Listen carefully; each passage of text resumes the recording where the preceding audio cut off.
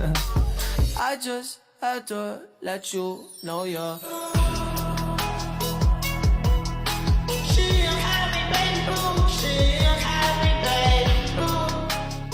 Assalamualaikum warahmatullahi wabarakatuh. Perkenalkan, kita dari kelompok 3, kita akan melakukan handover kepada pasien yang akan dilakukan oleh saya sebagai ketua atau pemimpin dari perawat ruang rawat. Nama saya Rubah Jalan Rahmat dengan NIM 240283. Saya Sarah Ferry Zahira sebagai perawat pada shift pagi dengan NIM 240615. Saya perawat Mardian Putri Anggun dengan shift siang dengan NIM 240692. Saya perawat Vanessa Nabila Nur Aida, perawat shift pagi dengan NIM 240616.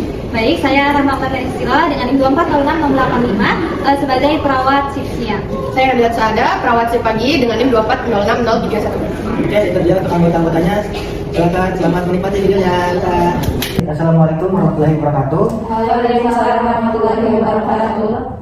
Pada siang kali ini, alhamdulillah kita masih bisa dapat dipertemukan dan dikumpulkan, terutama untuk melakukan pekerjaan atau handover atau operan dari shift pagi kepada shift siang. Nah, untuk shift pagi apakah sudah lengkap? Sudah. Shift siang juga sudah lengkap. Kita akan melakukan operan. Jadi untuk sebelum melakukan pekerjaan kita dan shift pagi juga harus pulang dan shift siang harus bekerja, kita akan melakukan penyebutan apa yang sudah dilakukan oleh shift pagi. Sebelum itu, alangkah baiknya kita akan berdoa terlebih dahulu untuk kelancaran kegiatan yang akan dilakukan oleh kita. Untuk berdoa bisa dalam hati, berdoa dimulai.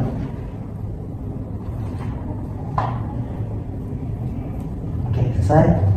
Baik, silakan untuk operan dari shift pagi bisa memaparkan apa yang sudah dilakukan pada shift siang. Tadi di sini saya perkenalkan, saya Vanessa Nabila Nur Aida, perawat shift pagi ingin memaparkan perihal nyonya Y yang berada di kamar mawar nomor 285. Nama pasiennya Nyonya Y, keluhan utamanya pasien mengeluh nyeri pada kaki kanan bagian bawah setelah dilakukan tindakan perawatan luka ulkus. Pasien juga merasa lemas. Masalah utamanya nyeri kronis, skalanya 5 dan risiko infeksi pasca perawatan luka. Riwayat mediknya diabetes mellitus, riwayat tindakannya pernah mengalami operasi debridement pada tahun 2019 dan 2022. Riwayat pengobatan saat ini mengonsumsi insulin dan obat gula, pernah dirawat dengan diagnosa hipoglikemia. Tekanan vitalnya untuk sekarang tekanan darahnya 130/72 mmHg, nadinya 71 kali per menit, respirasinya 21 kali per menit, suhunya 36,8 derajat Celcius, GCS-nya 15, M-nya 4, M-nya 5, P-nya 6, non-pas medis. Kondisi sebaliknya, pasien berisiko tinggi untuk jatuh, pasien tidak seimbang untuk berjalan, memerlukan bantuan untuk mobilisasi. Pasien nyeri kronis, kerusakan sistem saraf skala 5, nyeri berkurang dengan obat dan istirahat. Gangguan integritas kulit atau jaringan berhubungan dengan neuropati perifer, adanya ulkus. Risiko infeksi, kerusakan integritas kulit. Risiko sosial, pasien merasa cemas dengan kondisinya. Nutrisi, terdapat penurunan berat badan lebih dari 5% dalam 1 bulan terakhir dan asupan makanan menurun 5 hari terakhir. Yang dilakukan yaitu manajemen nyeri, berikan pasiennya analgetik sesuai advis dokter, sesuai indikasi skala 4-7 untuk analgetik injeksi atau sesuai protokol klinis. Terus tindakan selanjutnya perawatan luka, lanjutkan perawatan luka secara steril dan meningkatkan granulasi dan mencegah infeksi, lukanya bersih, tidak ada infeksi. Keamanan pasien, terapkan protokol pencegahan jatuh karena pasien termasuk kategori risiko tinggi jatuh. Edukasi gizi, konsultasikan ke ahli gizi terkait penurunan berat badan dan asupan makanan yang menurun. Berikan dukungan emosional untuk mengatasi kecemasan pasien. Monitoring pemantauan kadar gula darah secara berkala, mengingat riwayat diabetes mellitus dan keluhan lemas. Oke, baik. Terima kasih Mbak Vanessa yang sudah memaparkan sebenarnya. Di sini saya akan melanjutkan pada shift siang ya, untuk Nyonya Y ya, untuk Bangsal Mawar nomor 285. Saya ulang untuk klarifikasi ya Mbak. Di sini pasien situasinya mengeluh dari pada kaki bagian tanah bawah, terus sudah dilakukan tindakan perawatan luka ulkus, terus pasiennya juga merasa lemas, terus masalah utamanya itu nyeri kronis dan risiko infeksi pasca perawatan luka. Backgroundnya, pasien memiliki riwayat diabetes mellitus, pernah menjalani operasi debridement pada tahun 2019 dan 2022. Saat ini pasien mengonsumsi insulin dan obat gula, tekanan vitalnya tekanan darah 130/72, nadinya 71 kali per menit, aspirasi 21 kali per menit, suhu 36 derajat Celcius, GCS 15. Kalau kosmetis, pasien juga berisiko jatuh dan memerlukan bantuan orang lain untuk mobilisasi. Untuk asesmennya sudah dilakukan nyeri kronis berhubungan dengan kerusakan sistem saraf skala nyerinya 5, betul? Terus gangguan integritas kulit, ada risiko infeksi, pasien merasa cemas, terus penurunan berat badan, lebih dari 5% dalam 1 bulan terakhir dan asupan makanan menurun 5 hari terakhir. Untuk rekomendasinya untuk manajemen nyeri, nanti saya akan memberikan analgetik sesuai advis dokter, terus ada perawatan luka secara steril, lalu ada keamanan pasien untuk mencegah terjadinya jatuh, terus saya juga akan melakukan edukasi gizi, konsultasi ke ahli gizi, terus monitoring untuk memantau kadar gula darah secara berkala. Betul, Mbak Vanessa? Oke, baik. Untuk pasien yang lain sudah terklarifikasi, silakan untuk Mbaknya.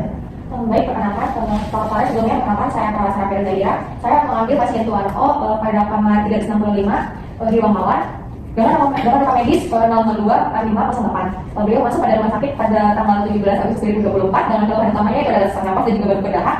Untuk saat ini pasien masih merasa sesak dan juga respirasi rate-nya sekitar 24 kali per menit dan saturasi oksigennya 93%. Walaupun sudah dipasang oksigen 3 APM. Pasien ini berusia 55 tahun dan bekerja di proyek bangunan. Beliau tidak memiliki riwayat sesak napas sebelumnya, tetapi beliau merupakan seorang perokok yang aktif. Nah, dari sisi biologis ini pasien tidak nafsu makannya menurun. Terus sejak sakit hanya menghabiskan seporsi bubur. Untuk fungsionalnya pasien membutuhkan bantuan dari orang lain untuk mandi berpakaian juga eliminasi dengan skala 2-3. Karena keterbatasan biar lebih sesak, dari hasil laboratoriumnya menunjukkan glukosa semakin tinggi yaitu 167 mg per desiliter.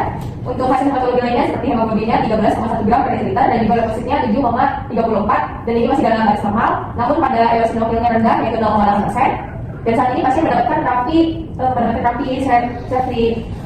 ceftriaxone 2 kali 1 gram via intravena dan omeprazole 1 kali 40 mg via intravena dan juga nebulizer medpin setiap 8 jam sekali.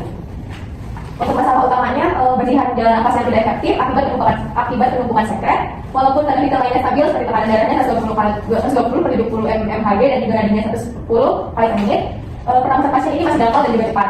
Untuk secara psikologisnya, pasien kooperatif menerima keadaan dan sangat ingin cepat sembuh agar bisa berpulang. Beliau juga sudah mengatakan sedianya untuk mengurangi merokok setelah mengalami penyakitnya. Untuk rekomendasi tindakan pada pasien tersebut itu melakukan latihan batuk efektif sesuai dengan prosedurnya, terus memberi amnoxol 30 mg per orang, 30 mg oral 3 kali 1 dan juga mengedukasi keluarga tentang teknik batuk efektif dan mengajarkan teknik relaksasi nafas dalam dan distraksi sederhana. Selanjutnya memberikan ketorolax 30 mg intravena per 8 jam sesuai instruksi medis lainnya. Selain itu perlu pemantauan ketat juga seperti tanda vital dan juga keseimbangan cairan untuk mencegah pemburukan edema paru. Oke, baik, terima kasih untuk Mbak Sarah sudah memaparkan SPA-nya. Dari Sisya, apakah yang klarifikasi terlebih dahulu? Baik, saya perkenalkan, saya Fadil Putri Anggun, saya perawat pada sesi hari ini yang akan melanjutkan tindakan pada Tuan O usia 25 tahun di Ruang Mawar dengan nomor 365. Baik, Mbak Sarah, saya ulang lagi. Nama pasiennya Tuan O usia 25 tahun, ruangan Mawar, nomor 365 dengan keluhan utama sesak napas dan batuk berdahak. Kondisi saat ini RR-nya 24 kali per menit, SPO-nya 93% dengan oksigen nasal kanul 3 liter per menit. Napas cepat dengan dangkal, riwayatnya proaktif, tidak ada riwayat sesak sebelumnya. Status fungsionalnya membutuhkan bantuan ADL skala 2-3, nutrisinya nafsu makan yang menurun, tujuannya GDS-nya 167 mgdl, eosinofil rendah, membutuhkan terapi ceftriaxone, omeprazole, nebulizer medpin. Masalah utamanya dosis jalan nafas tidak efektif. Untuk rekomendasinya ada monitoring vital sigin, edukasi diet, propasif, kolaborasi fisioterapi dan lanjut terapi dan edukasi diet, lalu persiapan pulang. Sudah clear apa? Sudah clear Mbak Sarah? Sudah. Oke, baik. Silakan lanjut untuk pasien selanjutnya. Baik, selamat sore semuanya. Perkenalkan saya Nabil Sada. Saya menangani pasien atas nama Nyonya S dengan umur 71 tahun, dirawat di ruang stroke unit kelas 3. Hari perawatan kedua dengan diagnosa medis stroke dengan gangguan mobilitas fisik dan riwayat hipertensi serta diabetes mellitus. Kondisi saat ini pasien tampak pucat, lemas, sulit berkomunikasi, somnolen dengan GCS E4, verbal 3 dan motorik 4 dan saturasi oksigen 94%, terpasang nasal kanul 3 LPM. Pasien memiliki riwayat penyakit diabetes mellitus dan hipertensi. Orang tua pasien juga memiliki riwayat diabetes mellitus. Sebelum sakit, pasien mandiri dalam aktivitas sehari-hari. Namun saat ini seluruh aktiviti daily living pasien tergantung penuh. Tidak ada riwayat alergi obat yang dilaporkan. Hasil pengkajian terakhir kesadaran somnolen GCS 434 TTV dengan tekanan darah 172/82 mmHg, nadi 87 kali per menit, respirasi 24 kali per menit, suhu 36,4 derajat Celcius, SPO2 94% dengan terpasang nasal kanul. Status emosi pasien tampak sedih dan rasa sulit berinteraksi karena gangguan pendengaran. Pemeriksaan penunjang menunjukkan hemoglobin 10,8 gram per desiliter, yang dimana ini rendah. Leukosit 15,88, kreatinin 2,41, glukosa sewaktu 216 mg per desiliter, mobilitas fisik sangat terbatas, pasien tidak mampu melakukan makan, mandi, berpakaian, toileting maupun berjalan secara mandiri. Untuk rekomendasi tindakannya yaitu lanjutkan latihan rom pasif setiap hari, libatkan keluarga dalam perawatan, monitor TTV, kesadaran dan SpO2 secara berkala, edukasi keluarga tentang diet sehat seperti makanan rendah garam dan gula. Kolaborasi dengan fisioterapi untuk program latihan mobilitas, lanjutkan terapi farmakologi sesuai instruksi medis, rencana pulang, keluarga membantu ADL, menjaga pola makan, dan melanjutkan latihan terus di rumah. Oke, baik, terima kasih untuk Mbak Nabila. Apakah ada yang mau diklarifikasi untuk Mbak Alfa? Sebelumnya, perkenalkan saya perawat Karma yang dari shift siang. Izin konfirmasi ya, untuk pasien dengan nama Nina S yang dirawat di ruang stroke unit kelas 3 berumur 71 tahun, benar? Ya. Nah, baik, saya ulangi lagi ya instruksinya tadi untuk melakukan observasi DTP, BCS dan saturasi oksigen secara rutin ya, targetnya itu lebih dari 95%. Nah, untuk melanjutkan latihan ROM pasif dan memberikan edukasi kepada keluarga untuk membantu latihan tersebut. Kemudian memberikan edukasi diet khusus diabetes mellitus dan hipertensi seperti minyak gula dan garam pada keluarganya, betul? Kemudian segera menghubungi bagian fisioterapi untuk melakukan program mobilitas pasien dan juga melanjutkan pemberian obat-obatan dan injeksi seperti sitikolin, kemudian mecobalamin, aspirat dan kandesertan sesuai jadwal. Apakah sudah sesuai? Iya, sudah benar, tapi khusus untuk tensinya nanti jika tekanan darah yang sistoliknya masih 170, segera lapor ke dokter tanggung jawabnya ya. Supaya lapor ke dokter tanggung jawabnya. Baik, terima kasih. Sudah selesai. Baik, sudah clear, Mbak Nabila? Sudah clear. Oke. Dari shift siang, apakah ada yang masih mau ditanyakan kepada si pagi? Sudah. Sudah cukup. Oke, untuk si pagi sudah clear semua ya? Sudah. Oke. Kalau begitu kita langsung saja ke tempat ruangan pasien. Kita lakukan bedside handover supaya nanti pasien bisa tahu dan sekalian untuk klarifikasi juga kepada pasien. Oke, baik, kalau gitu langsung saja ke pasiennya. Selamat siang.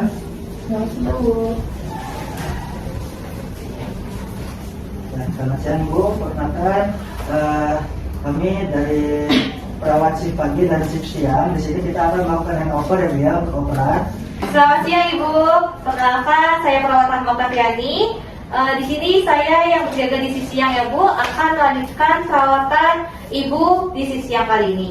Baik, terima kasih sudah menggunakan operannya untuk Ibu. Apakah ada yang ingin mau ditanyakan kembali? Oke, terima kasih ya Bu ya. Oke, baik, kalau gitu kami izin untuk ke tempat ruangan lain terlebih dahulu ya Bu ya. Semoga Ibu akan sembuh dan istirahat terlebih dahulu ya Bu ya. Terima kasih. Baik, itu dia untuk praktek dari kelompok 3 tentang handover manajemen keperawatan. Bila ada kesalahan, mohon dimaafkan. Wassalamualaikum warahmatullahi wabarakatuh.